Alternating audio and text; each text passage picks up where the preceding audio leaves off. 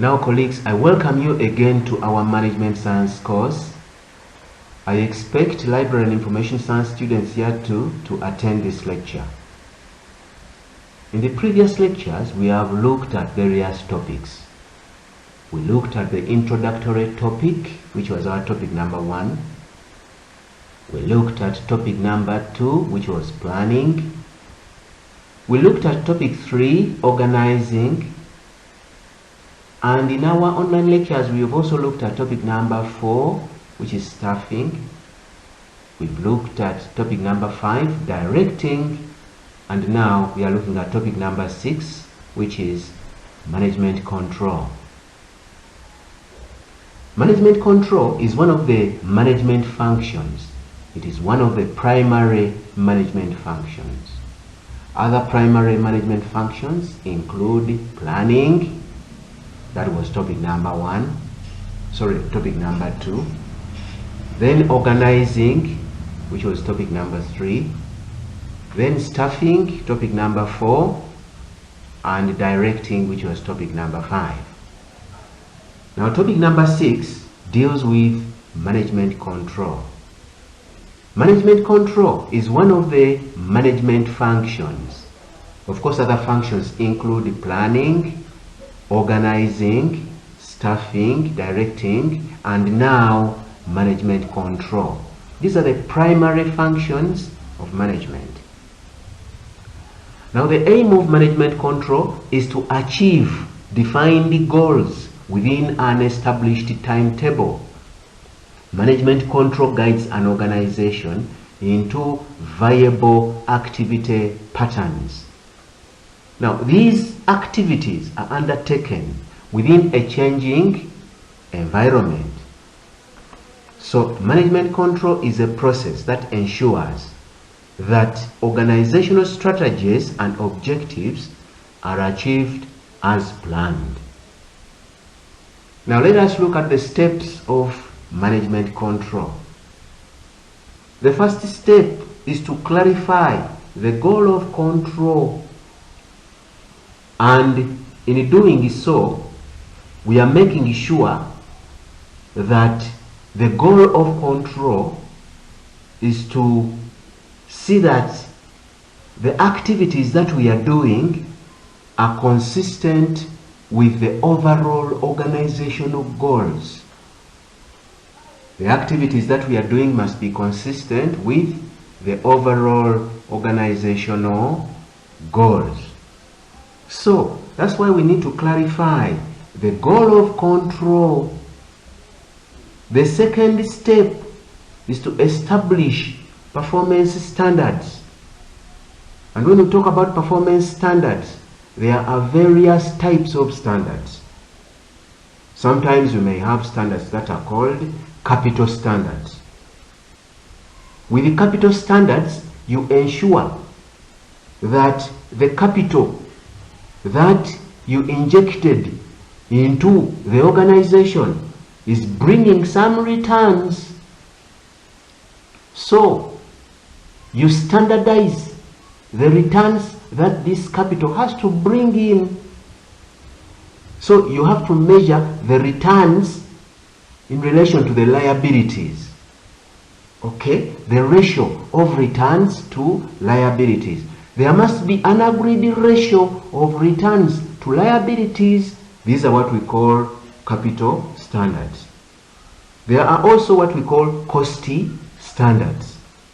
You can establish cost standards and you can say that we shall attach a monetary value to the costs of our operations.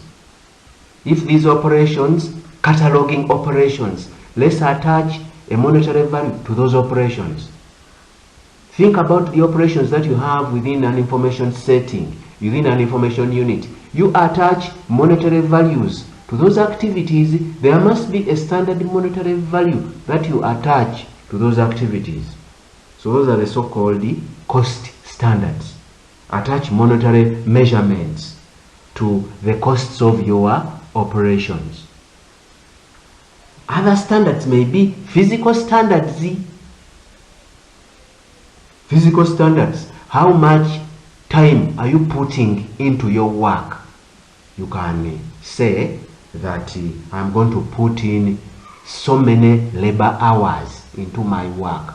When you come to work in an information unit, you are expected to put in some labor hours that we shall work from 8 a.m., maybe have a break at lunch time, and then continue working up to 5 p.m. So those are physical standards in terms of the labor hours that you put in. Okay?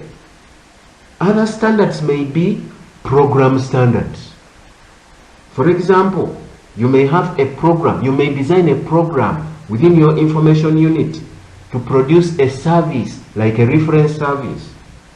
And this reference service must have a particular standard that you should observe. You should not go below that standard, and the users of your services must expect a particular level of service to be given to them. Think of any service and attach a standard to it. That standard operations will be this in relation to information services. Standard operations will be this in relation to reference services. Standard operations will be this in relation to any services that you may be providing as an information center. So these may be, you have a program, an information and reference service program. There must be standard performance that you must observe. Within this program, if you are providing a service that results from this program, then it must have some standard sort of performance. The background sound that you are hearing is, we are in an open setting. This is where I have recorded this lecture. Now, we must also think about other standards, like the quality standards. Sometimes you hear that some organizations have what we call a quality management system, QMS. This QMS is a formalized system within particular organizations. In universities, we have what we call a quality assurance, maybe department, it can be a directorate. So you come up with quality standards. If you are providing a service within your information unit, there is a particular quality standard that we expect of that service. So you talk about quality standards. Okay? Now, the reason why we come up with these standards is to ensure that we meet our planned performance, that we have planned to operate on this quality level. Then when you measure performance, ensure that you are operating on that quality level. And if you notice that you have deviated from the agreed quality of performance, then you come up and correct the deviation from that standard. Other standards could be revenue standards. A revenue standard. How much money do we expect to get from this service?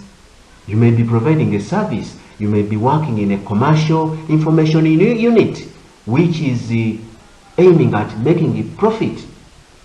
And you may set a revenue standard that from this service, we should get revenue that does not go below this amount. That is a revenue standard. Okay?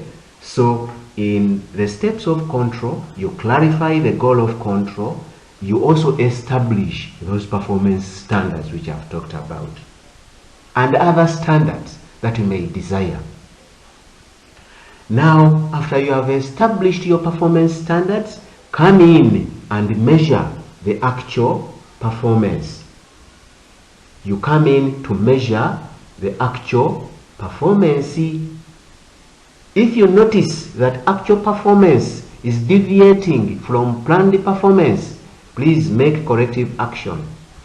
If you notice that actual performance is deviating from the set standards, then you come up with corrective action.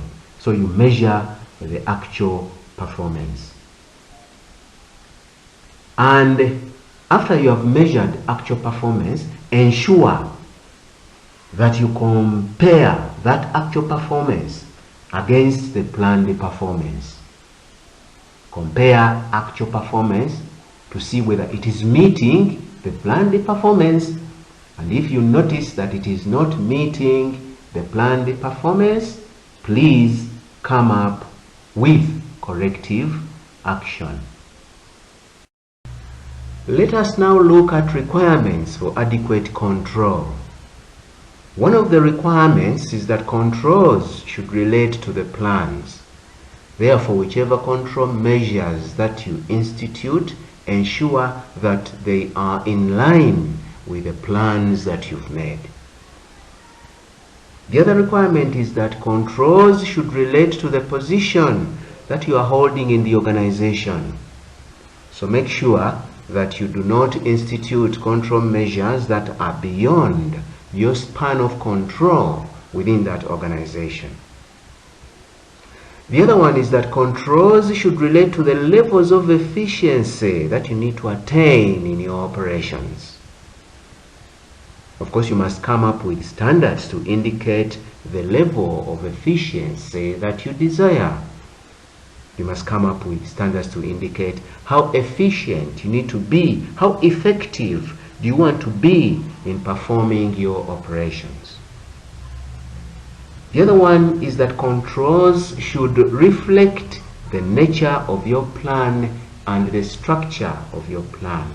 The plan may be a short-term plan, it may be a medium-term plan, or it may be a long-term plan.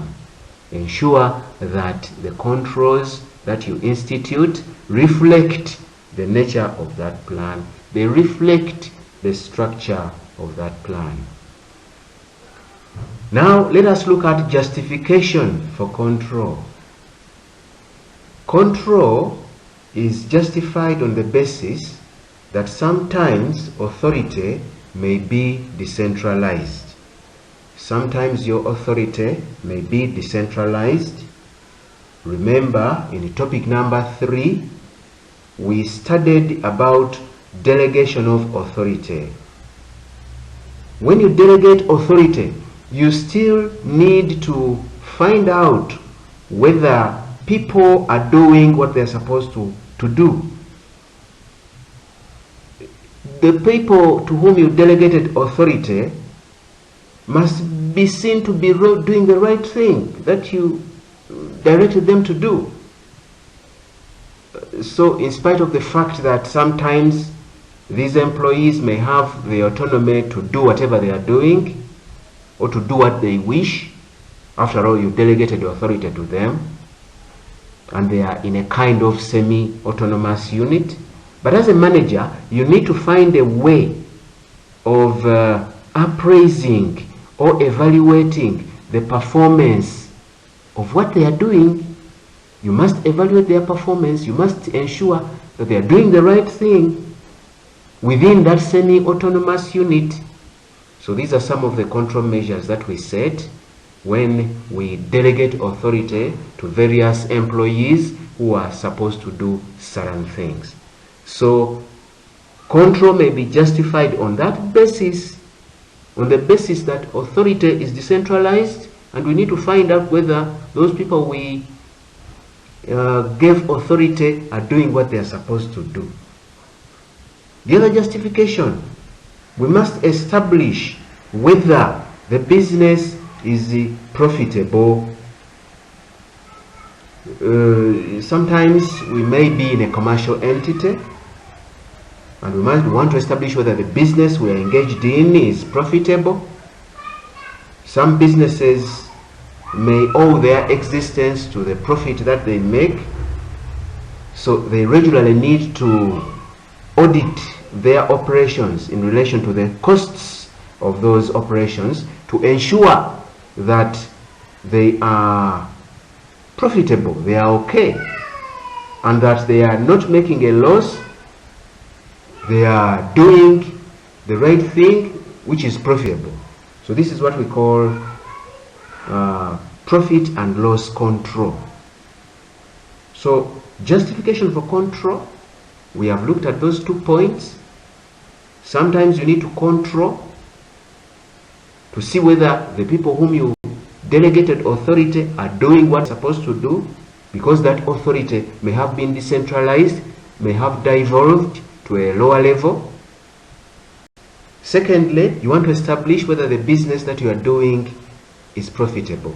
There could be other justifications, so I want you to read about them. So basically, that is justification for control. Let us now look at the control techniques. These control techniques are basically divided into 2 major categories. There are what we call budgetary control techniques, and there are also what we call non-budgetary control techniques. Let us look at some of the examples of the budgetary control techniques. One of the examples of budgetary control techniques is what we call the performance budget. A performance budget is that budget interested in allocating resources based on performance. You need to allocate resources based on performance. That is performance budget.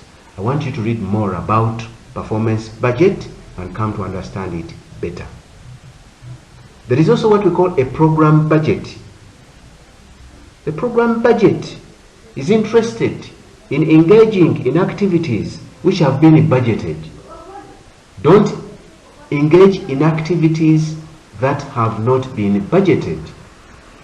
So you budget for various activities that you are going to perform and engage in those ones. In very many public entities, you first plan the activities that you intend to engage in. And when the government gives you money, then make sure that money is spent on those activities that were budgeted. So the first thing you do, you budget the various activities, you plan them, that we plan to do this activity. And when you receive money, that money is spent on doing those activities. You come up with a program of activities, and then you spend money on those activities. So meaning that these activities that you engage in have to be planned beforehand. This is very common in many public entities, public universities, ministries, and so on of government. So program budgeting is another technique that we use to ensure control. There is also what we call a zero-based budget. And with a zero-based budget, we need to engage in activities that are of priority. You first sit down, come up with a list of priority activities, and then engage in those. Now, sometimes you have a system that may combine the program budget and the performance budget. This is what we call program planning and the budgeting system. We call it a program planning and budgeting system. Sometimes you may also call it a project planning and budgeting system. With this system, you come up with a program or a project. And within this program or project, there are various activities. And then you budget for each activity. And then you plan resources required to perform that activity and spend the money on those activities. That's what we call PPBS. There could be other examples of budgetary control techniques, and I want you to read about them and come to understand them better. Now let us look at non-budgetary control techniques. Non-budgetary control techniques may include examples like auditing, there is feedback control, there is feed-forward control, inventory control. Operations research is also another example of a non-budgetary control technique. Personal observation, reporting, as well as time and motion study. These are some of the examples I managed to get relating to non-budgetary control techniques. Now, when you look at auditing control, auditing is explained as conducting an examination of a series of events or a series of activities. You conduct an examination of events and you examine the activities that are being done within your unit or within an organization. If it is an information service unit, we come and audit what you are doing within that information service. And the reason why we need to audit is to verify that these events within your unit, these activities that you are carrying out, these operations that you are doing are conducted and recorded in accordance with established guidelines, with established policies, with established procedures, and with established standards. That's what we call auditing. Kindly study more in relation to auditing from various authoritative sources and come to understand auditing better. There is also what we call feedback control. Now, feedback control, we get feedback from what people are doing. They do, and then we get feedback from what they have done. We need to see whether what they are doing is consistent with the goals. What are the results of what they are doing in line with our goals, with our aspirations, with our desires? So bring feedback so that we see whether what you are doing is okay. Remember, in our topic number 5 in relation to communication, we also talked about feedback. In the communication model, this feedback is important so that we know whether our communication was effective. We are now bringing feedback here as a control technique, a non-budgetary control technique. We want to find out whether what you are doing is in line with our goals, is in line with what we desire. There is also what we know as feed-forward control. Feed-forward control is important in the sense that we control deviation before it happens. That is feed-forward what? Control. And in feed-forward control, we need to regularly assess the variations in actual performance. You assess the variations in actual performance regularly, and then you come up with a model that will assist you to review this performance regularly. Feed-forward control is directed towards the future. Before the problems happen, we have already instituted control measures against them. So a sensible manager should prepare corrective action early enough in case you expect to have some deviation in the future. If you expect deviation to occur in the future, you prepare appropriate corrective action early enough. That's what we call feed-forward control. It is better always to prevent problems before they occur. Prepare for them before they occur. So feed-forward control is normally directed towards the future. There is also a control technique that we know as inventory control. Inventory control It relates to the inventory standards. What level of inventory did we plan to have? And if we don't have it, then we come up with corrective measures. So today it requires that you physically go to the location to see whether the level of inventory you have there meets the standard inventory that you set. So you go to the location, physically count, for example, the books that are there. Are these the books that you must be having in stock? Because that was the standard that you set probably. You go to the location and find out whether these books are there. You count them. So you take stock taking. So that is inventory control. And if you notice that the stock that you have is less than what you are supposed to have, then you replace maybe the information items that were weeded out, replace them, and so on and so forth. There is also another technique known as operations research. This is a technique that we normally use also to come up with control, to ensure that there is control in what we are doing. Operations research is interested in making scientifically based decisions. It helps us to know, especially if you're working in a commercial entity, to know your break-even point.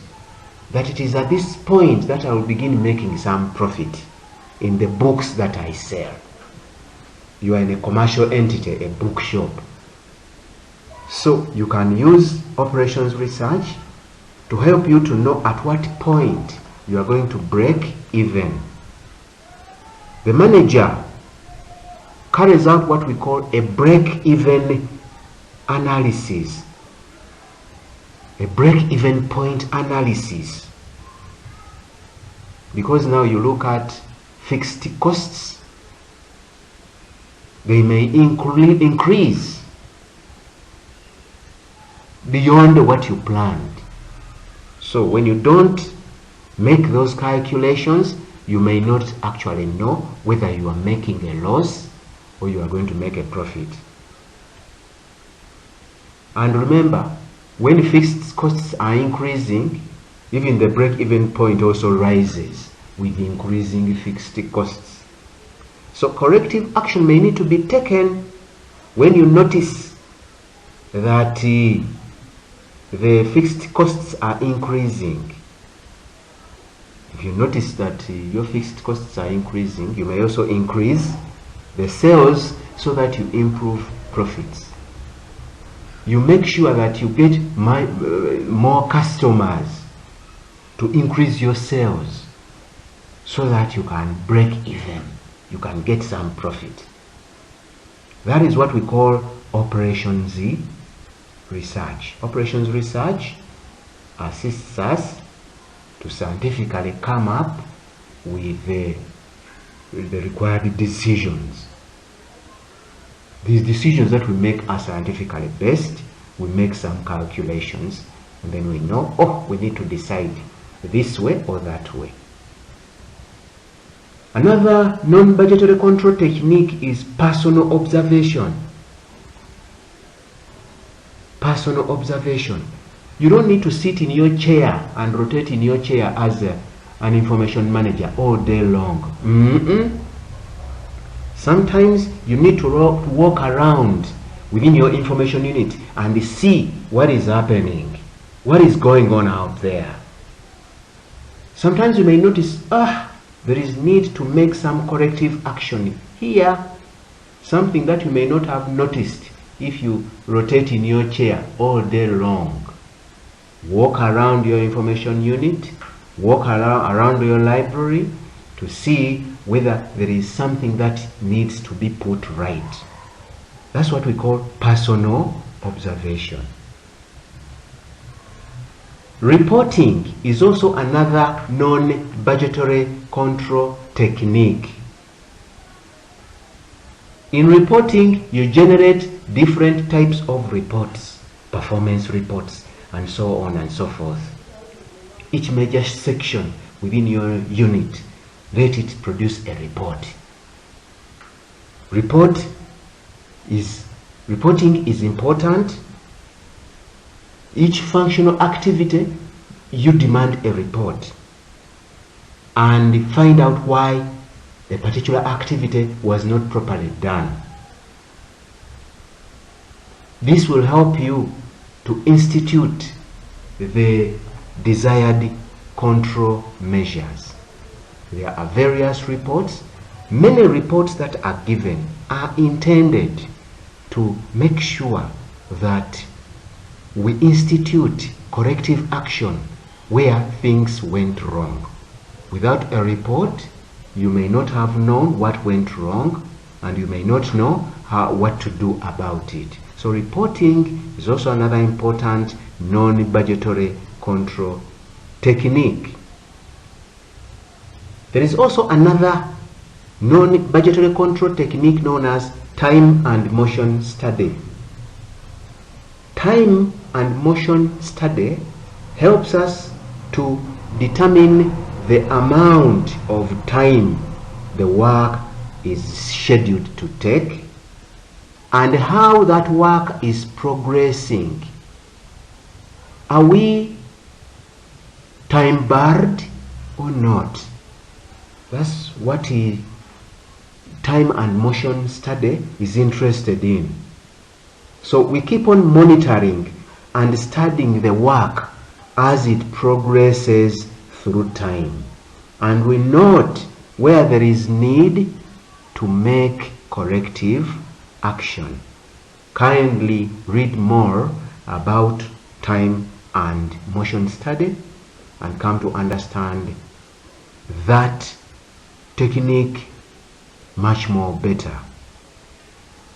So we have looked at the non-budgetary control techniques: auditing, feedback control, feed-forward control, inventory control, operations research, personal observation, reporting, as well as time and motion study. There could be other non-budgetary control techniques, so you need to continue studying about them from authoritative sources of information and come to understand them better.